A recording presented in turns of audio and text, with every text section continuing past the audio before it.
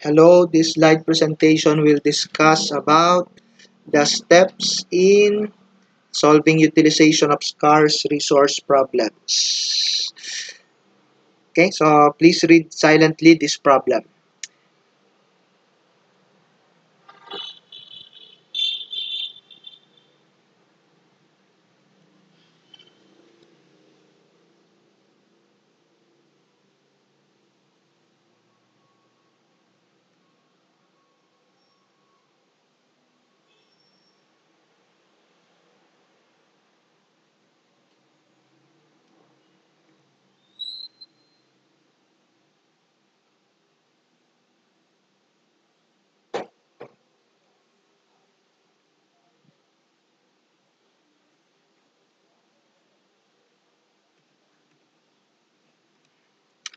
Okay, so yung problem is meron kasi siyang limited resource, no? So hindi naman limited yung capacity niya to sell kasi I think the problem mentioned that wala namang limit sa demand, pero ang limit niya ay dun sa kanyang isang resource, yung machine hours, no? So hindi unlimited.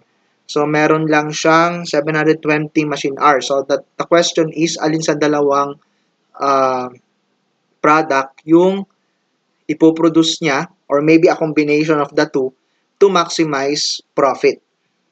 So ang key for solving this problem is to produce the product with the highest contribution margin per scarce resource.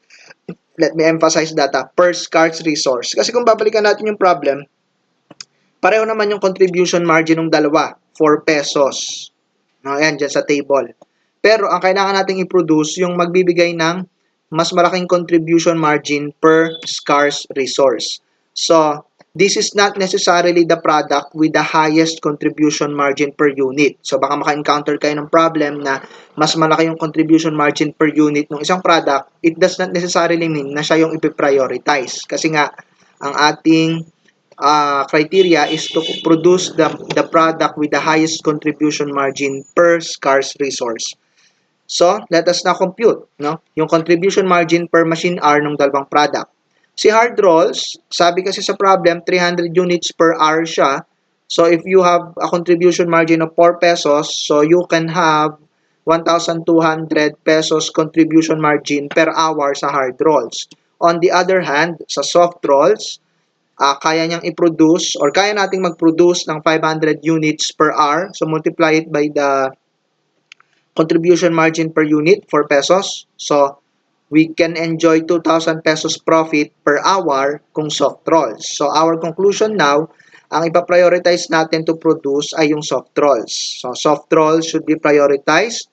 Assuming there is no limit in demand, all the 720 machine hours should be used to produce soft rolls. And there will be a production of 360,000 soft rolls computed as follows. So kung gagamitin natin yung buong 720 machine hours times kaya nating mag-produce ng 500 per hour, so makakapag-produce ka ng 360,000 soft rolls. Ang equivalent na kanyang profit is 360,000 soft rolls times 4 pesos. So kakaroon ka ng additional profit dyan na 1,440,000.